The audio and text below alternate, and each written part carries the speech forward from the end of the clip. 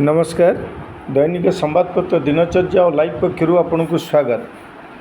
जाजपुर जिलापाल कार्यालय सम्मुख में इंडिया मेंट पक्षर एमडीआर 2026 आईन को विरोध कर प्रतिरोध सभा अनुष्ठित हो जाइए।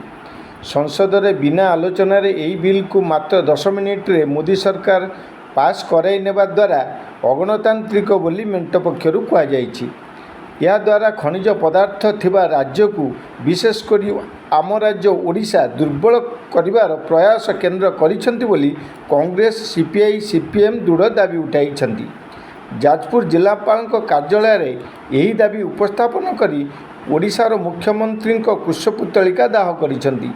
यही शोभायात्रा रे जिला कांग्रेस कमिटीर सभापति मागुनी जेना, युवनेता संतोष नंद, सीपीआई मलय पंडा, सीपीएम निर्मल रथ, श्रमिक नेता मधुसूदन जेना उपस्थित थिबार देखा जायतिला।